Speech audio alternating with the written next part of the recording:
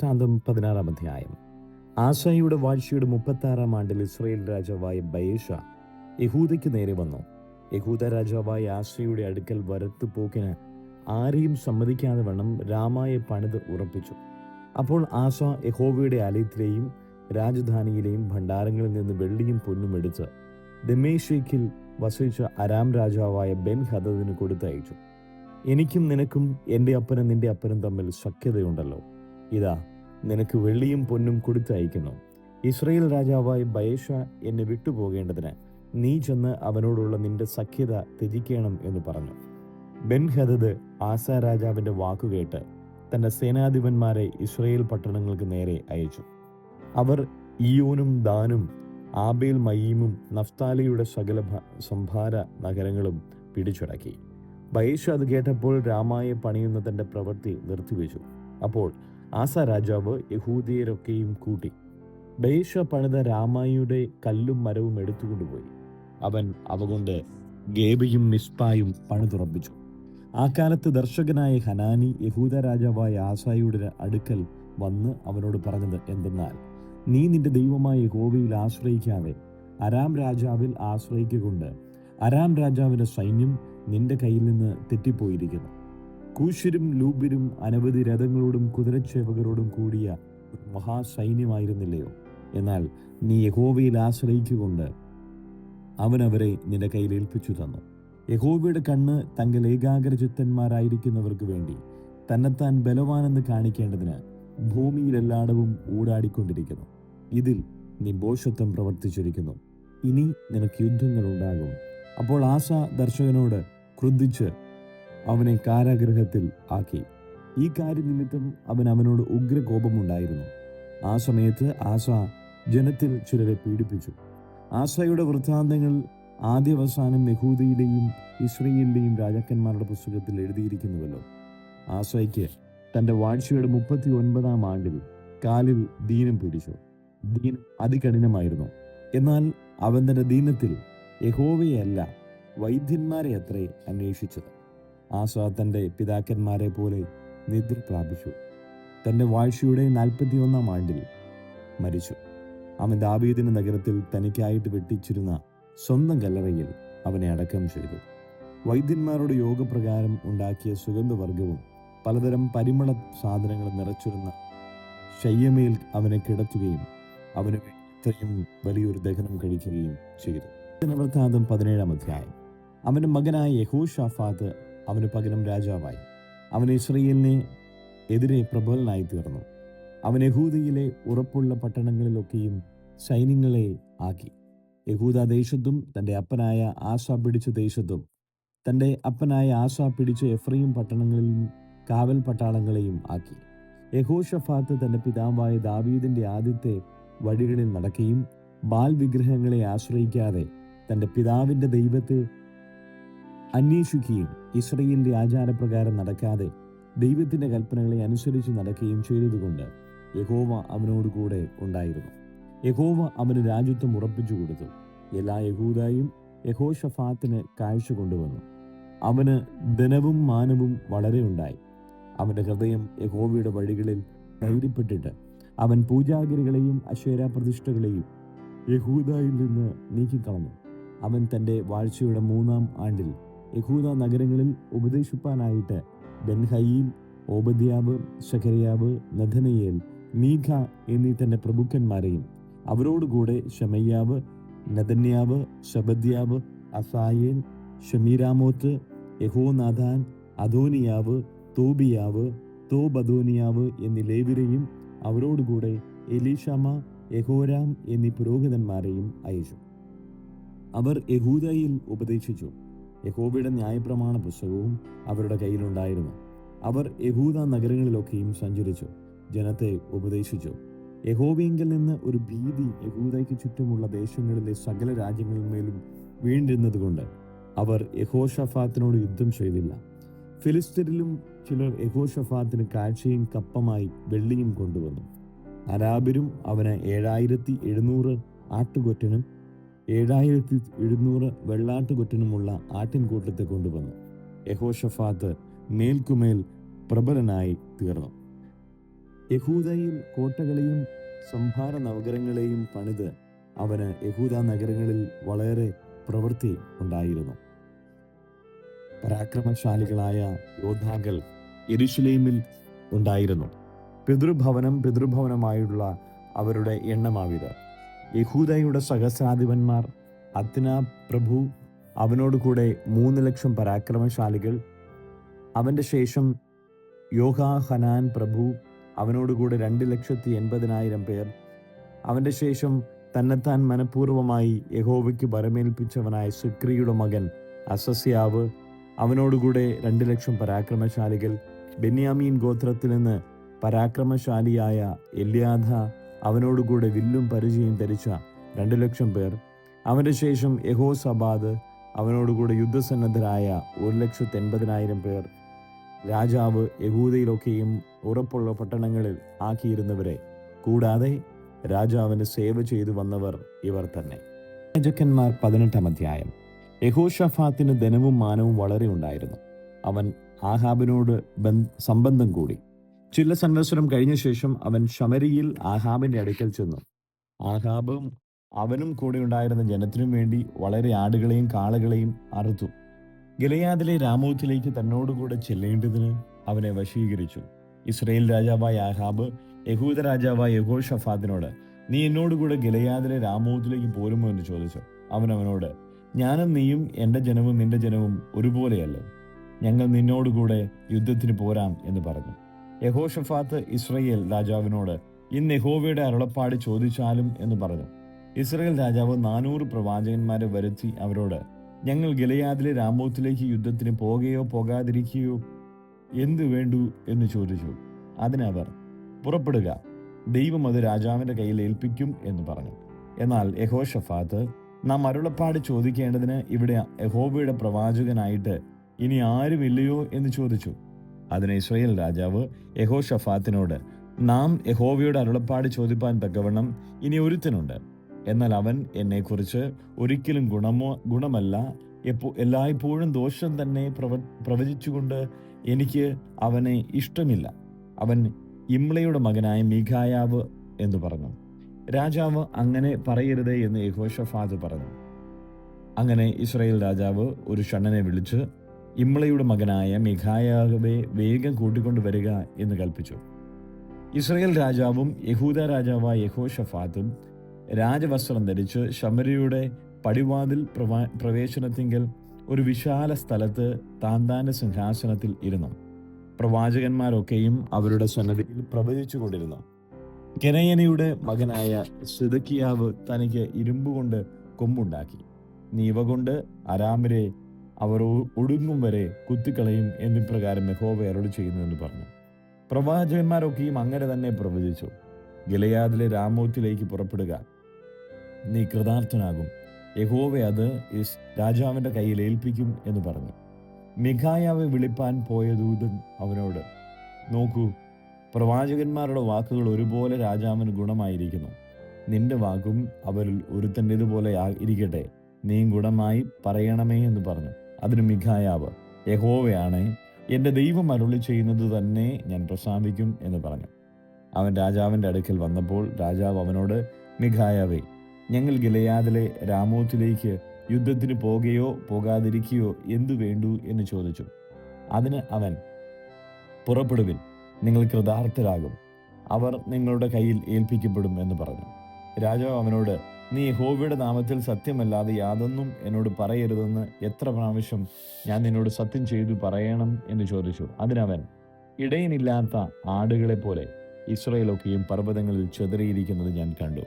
അപ്പോൾ യഹോവ, ഇവർക്ക് നാഥനില്ല, ഇവർ ഓരോരുത്തൻ താന്താന്റെ വീട്ടിലേക്ക് സമാധാനത്തോടെ മടങ്ങിപ്പോകട്ടെ എന്ന് കൽപ്പിച്ചു എന്ന് പറഞ്ഞു.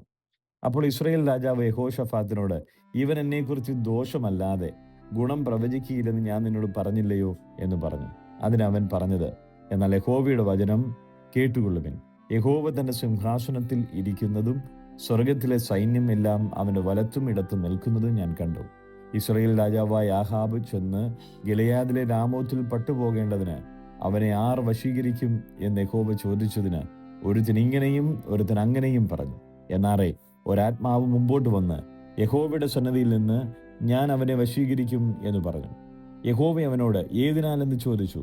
അതിനവൻ, ഞാൻ ചെന്ന് അവൻ്റെ സകല പ്രവാചകന്മാരുടെയും വായിൽ ഭോഷ്കിൻ്റെ ആത്മാവായിരിക്കും എന്ന് പറഞ്ഞു.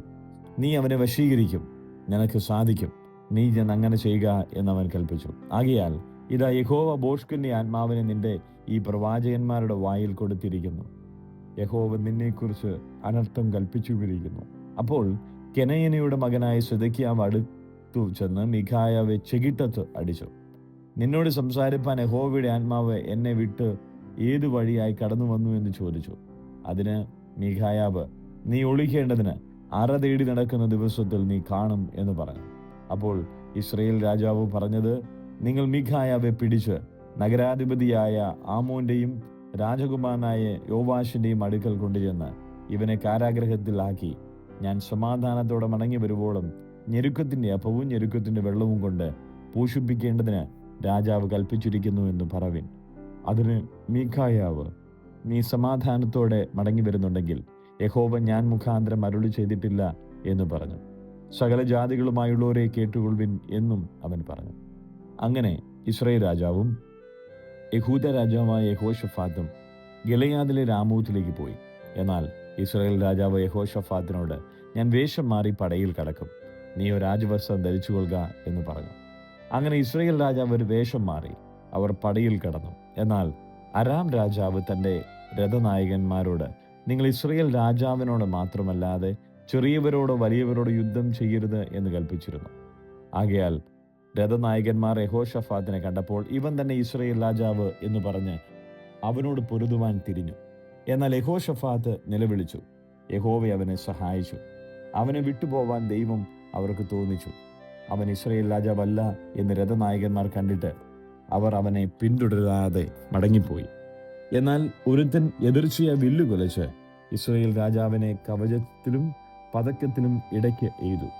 അവൻ തൻ്റെ സാരഥിയോട്, നിന്റെ കൈ തിരിച്ച് എന്നെ പടയിൽ നിന്ന് കൊണ്ടുപോക, ഞാൻ കഠിനമായി മുറിവേറ്റിരിക്കുന്നു എന്ന് പറഞ്ഞു. അന്ന് പട കഠിനമായി തീർന്നതുകൊണ്ട് ഇസ്രായേൽ രാജാവ് സന്ധ്യ വരെ അരാമ്യർക്കെതിരെ രഥത്തിൽ നിവർന്നു നിന്നു. സൂര്യൻ അസ്തമിക്കുന്ന സമയത്ത് അവൻ മരിച്ചുപോയി.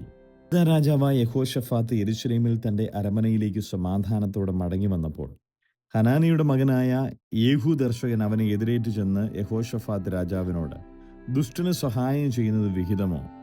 യഹോവയ്ക്ക് പകയ്ക്കുന്നവരോട് നീ സ്നേഹം കാണിക്കുന്നുവോ? അതുകൊണ്ട് യഹോവയെങ്കിൽ നിന്ന് കോപം നിന്റെ മേൽ വന്നിരിക്കുന്നു. എങ്കിലും നീ അശേര പ്രതിഷ്ഠകളെ നീക്കിക്കളയുകയും ദൈവത്തെ അന്വേഷിപ്പാൻ മനസ്സുവെക്കുകയും ചെയ്തതിനാൽ നന്മയും നിന്നിൽ കണ്ടിരിക്കുന്നു എന്ന് പറഞ്ഞു. യഹോശഫാത്ത് യെരൂശലേമിൽ പാർത്തു.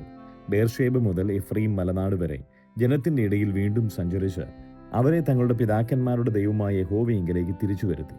അവൻ ദേശത്ത് പട്ടണം തോറും യഹൂദായിൽ ഉറപ്പുള്ള പട്ടണങ്ങളിലൊക്കെയും ന്യായാധിപന്മാരെ നിയമിച്ചു. നിങ്ങൾ ചെയ്യുന്നത് സൂക്ഷിച്ചുകൊള്ളുവിൻ. നിങ്ങൾ മനുഷ്യർക്കല്ല യഹോവയ്ക്ക് വേണ്ടി അത്ര ന്യായപാലനം ചെയ്യുന്നത്. ന്യായപാലനത്തിൽ അവൻ നിങ്ങളോട് കൂടെ ഇരിക്കുന്നു. ആകയാൽ യഹോവ ഭയം നിങ്ങളിൽ ഇരിക്കട്ടെ. സൂക്ഷിച്ചു പ്രവർത്തിച്ചുകൊള്ളുവിൻ. നമ്മുടെ ദൈവമായ യഹോവയുടെ പക്കൽ അന്യായവും മുഖപക്ഷവും കൈക്കൂലി വാങ്ങുന്നതും ഇല്ലല്ലോ.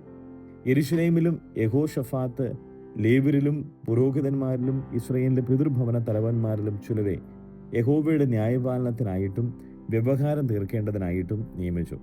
അവർ യെരൂശലേമിൽ മടങ്ങി വന്നു. അവൻ അവരോട് കൽപ്പിച്ചത് എന്തെന്നാൽ, നിങ്ങൾ യഹോവ ഭയത്തോടും വിശ്വസ്തയോടും ഏകാഗ്ര ഹൃദയത്തോടും കൂടെ ഇങ്ങനെ പ്രവർത്തിച്ചു കൊള്ളണം. അതത് പട്ടണത്തിൽ പാർക്കുന്ന നിങ്ങളുടെ സഹോദരന്മാർ വിവിധ രക്തപാതകങ്ങളെയും ന്യായപ്രമാണത്തെയും കൽപ്പനയെയും ചട്ടങ്ങളെയും വിധികളെയും സംബന്ധിച്ച് ഏതൊരു വ്യവഹാരവും നിങ്ങളുടെ മുമ്പാകെ കൊണ്ടുവന്നാൽ അവർ യഹോവയോട് അകൃത്യം ചെയ്തിട്ട് നിങ്ങളുടെ മേലും നിങ്ങളുടെ സഹോദരന്മാരുടെ മേലും ക്രോധം വരാതിരിക്കേണ്ടതിന് നിങ്ങൾ അവർക്ക് ബുദ്ധി ഉപദേശിച്ചു കൊടുക്കണം. കുറ്റക്കാരാകാതിരിക്കേണ്ടതിന് അങ്ങനെ ചെയ്തുകൊള്ളുവിൻ. ഇതാ മഹാപുരോഹിതനായ അമര്യാവ് യഹോവയുടെ എല്ലാ കാര്യത്തിലും യഹൂദ ഗ്രഹത്തിന്റെ പ്രഭുവായ ഇശ്മയേലിന്റെ മകൻ സെബദ്യാവ് രാജാവിന്റെ എല്ലാ കാര്യത്തിലും നിങ്ങൾക്ക് തലവന്മാരായിരിക്കുന്നു. ലേവ്യരും ഉദ്യോഗസ്ഥന്മാരായ നിങ്ങൾക്ക് ഉണ്ട്. ധൈര്യപ്പെട്ട് പ്രവർത്തിച്ചുകൊള്ളുവിൻ. യഹോവ നല്ലവരോട് കൂടെ ഇരിക്കും. ദിനവൃത്താന്തം 20-ാം അധ്യായം. അതിനുശേഷം മോവാബ്യരും അമ്മോന്യരും അവരോടുകൂടെ മെയൂന്യരിൽ നിന്നു ചിലരും യഹോശഫാത്തിന് നേരെ യുദ്ധത്തിന് വന്നു. ചിലർ വന്ന് യഹോശഫാത്തിനോട്, വലിയൊരു ജനസമൂഹം കടലിനക്കരെ നിന്ന് അരാമിൽ നിന്ന് നിന്റെ നിര വരുന്നു. ഇതാ അവർ ഏൻ ഗതി എന്ന ഹസസോൻ താമാരിൽ ഉണ്ട് എന്ന് അറിയിച്ചു. യഹോഷഫാത്ത് ഭയപ്പെട്ട് യഹോവയെ അന്വേഷിപ്പാൻ താല്പര്യപ്പെട്ട് യഹൂദയിലൊക്കെയും ഒരു ഉപവാസം പ്രസിദ്ധം ചെയ്തു. യഹോവയോട് സഹായം ചോദിപ്പാൻ യഹൂദ്യർ ഒന്നിച്ചുകൂടി. സകല യഹൂദ നഗരങ്ങളിൽ നിന്നും യഹോവയെ അന്വേഷിപ്പാൻ വന്നു. യഹോഷഫാത്ത് യഹോവയുടെ ആലയത്തിൽ പുതിയ പ്രാകാരത്തിന് മുമ്പിൽ യഹൂദായുടെയും യെരൂശലേമിന്റെയും സഭാമധ്യം നിന്നുകൊണ്ട് പറഞ്ഞതെന്തെന്നാൽ, നിങ്ങളുടെ പിതാക്കന്മാരുടെ ദൈവമായ യഹോവേ, നീ സ്വർഗസ്ഥനായ ദൈവമല്ലോ. നീ ജാതികളുടെ സകല രാജ്യങ്ങളെയും ഭരിക്കുന്നുവല്ലോ. ആർക്കും എതിർപ്പാൻ കഴിയാത്ത ശക്തിയും പരാക്രമവും നിനക്കുണ്ടല്ലോ. ഞങ്ങളുടെ ദൈവമേ, നീ നിന്റെ ജനമായ ഇസ്രായേലിന്റെ മുമ്പിൽ നിന്ന് ഈ ദേശത്തിലെ നിവാസികളെ നീക്കിക്കളഞ്ഞ് അത് നിന്റെ സ്നേഹിതനായ അബ്രഹാമിന്റെ സന്തതിക്ക് ശാശ്വതമായി കൊടുത്തുവല്ലോ. അവർ അതിൽ പാർത്തു. ന്യായവിധിയുടെ വാൾ, മഹാമാരി, ക്ഷാമം എന്നിങ്ങനെയുള്ള വല്ല അനർത്ഥവും ഞങ്ങൾക്ക് വരുമ്പോൾ ഞങ്ങൾ ഈ ആലയത്തിന് മുമ്പിലും നിന്റെ സന്നിധിയിൽ നിന്ന് നിന്റെ നാമം ഈ ആലയത്തിലുണ്ടല്ലോ, ഞങ്ങളുടെ സങ്കടത്തിൽ നിന്നോട് നിലവിളിക്കുകയും നീ കേട്ട് രക്ഷ വരുത്തുകയും ചെയ്യും എന്ന് പറഞ്ഞു. അതിൽ തിരുനാമത്തിനു വേണ്ടി നിനക്ക് ഒരു വിശുദ്ധ മന്ദിരം പണിതു. ഇസ്രയേൽ മിസ്രയീം ദേശത്തു നിന്ന് വരുമ്പോൾ അവർ അമ്മോന്യരെയും മോവാബിനെയും സെയീർ പർവ്വതക്കാരെയും ആക്രമിപ്പാൻ നീ അനുവാദം കൊടുത്തില്ലയോ? അവർ അവരെ നശിപ്പിക്കാതെ വിട്ടുമാറി. ഇപ്പോൾ ഇതാ, നീ ഞങ്ങൾക്ക് കൈവശമാക്കി തന്ന നിന്റെ അവകാശത്തിൽ നിന്ന് ഞങ്ങളെ നീക്കിക്കളയുവാൻ അവർ വന്ന് ഞങ്ങളുടെ ഇങ്ങനെ പ്രതിഫലം തരുന്നു. ഞങ്ങളുടെ ദൈവമേ, നീ അവരെ ന്യായം വിധിക്കുകയില്ലയോ? ഞങ്ങളുടെ നേരെ വരുന്ന ഈ വലിയ സമൂഹത്തോട് എതിർപ്പാൻ ഞങ്ങൾക്ക് ശക്തിയില്ല, എന്തു ചെയ്യേണ്ടു എന്ന് അറിയുന്നതുമില്ല. എങ്കിലും ഞങ്ങളുടെ കണ്ണുകൾ നിങ്കിലേക്ക് തിരിഞ്ഞിരിക്കുന്നു. അങ്ങനെ യഹൂദരൊക്കെയും അവരുടെ കുഞ്ഞുങ്ങളോടും ഭാര്യമാരോടും മക്കളോടും കൂടെ യഹോവയുടെ സന്നദ്ധിയിൽ നിന്നു. അപ്പോൾ സഭാമധ്യേ വച്ച് യഹോവയുടെ ആത്മാവ് ആസാഫിന്റെ പുത്രന്മാരിൽ മഥന്യാവിന്റെ മകനായ യെയീയേലിന്റെ മകനായ ബെനായാവിന്റെ മകനായ സെഖര്യാവിന്റെ മകൻ യഹസിയേൽ എന്ന ഒരു ലേവിന്റെ മേൽ വന്നു. അവൻ പറഞ്ഞത് എന്തെന്നാൽ, യഹൂദരൊക്കെയും യെരൂശലേം നിവാസികളും യഹോഷഫാത്ത് രാജാവുമായുള്ളവരെ കേട്ടുകൊള്ളുവിൻ. യഹോവ ഇപ്രകാരം നിങ്ങളോട് അരുളി ചെയ്യുന്നു, ഈ വലിയ സമൂഹ നിമിത്തം ഭയപ്പെടരുത്, ഭ്രമിക്കുകയും അരുത്. യുദ്ധം നിങ്ങളുടേതല്ല, ദൈവത്തിൻ്റെതത്രേ. നാളെ അവരുടെ നേരെ ചെല്ലുവിൻ. ഇതാ, അവർ സീസ് കയറ്റത്തിൽ കൂടി കയറി വരുന്നു. നിങ്ങൾ അവരെ യെരൂവേൽ മരുഭൂമിക്കെതിരെ തോട്ടിന്റെ അറ്റത്ത് വെച്ച് കാണും. ഈ പടയിൽ പൊരുതുവാൻ നിങ്ങൾക്ക് ആവശ്യമില്ല. യഹൂദയും യെരൂശലേമുമായുള്ളവരെ, നിങ്ങൾ സ്ഥിരമായി നിന്ന് യഹോവ നിങ്ങൾക്ക് വരുത്തുന്ന രക്ഷ കണ്ടുകൊള്ളുവിൻ. ഭയപ്പെടരുത്, ഭ്രമിക്കുകയും അരുത്. നാളെ അവരുടെ നേരെ ചെല്ലുവിൻ, യഹോവ നിങ്ങളോട് കൂടെ ഉണ്ട്. അപ്പോൾ യഹോഷഫാത്ത് സാഷ്ടാംഗം വണങ്ങി. യഹൂദരൊക്കെയും യെരൂശലേം നിവാസികളും യഹോവയുടെ മുമ്പാകെ വീണ് നമസ്കരിച്ചു. കെഹാത്യരും കോരഹ്യരുമായ ലേവ്യർ ഇസ്രായേലിന്റെ ദൈവമായ യഹോവയെ അത്യുച്ചത്തിൽ സ്തുതിപ്പാൻ എഴുന്നേറ്റു. പിന്നെ അവർ അതികാലത്ത് എഴുന്നേറ്റ് തെക്കോവ മരുഭൂമിയിലേക്ക് പുറപ്പെട്ടു. അവർ പുറപ്പെട്ടപ്പോൾ യഹോഷഫാത്ത് നിന്നുകൊണ്ട്, യഹൂദരും യെരൂശലേം നിവാസികളുമായുള്ളവരെ, എന്റെ വാക്ക് കേൾപ്പിൻ. നിങ്ങളുടെ ദൈവമായ യഹോവയിൽ വിശ്വസിപ്പിൻ, എന്നാൽ നിങ്ങൾ ഉറച്ചു നിൽക്കും. അവന്റെ പ്രവാചകന്മാരെയും വിശ്വസിപ്പിൻ, എന്നാൽ നിങ്ങൾ കൃതാർത്ഥരാകും എന്ന് പറഞ്ഞു.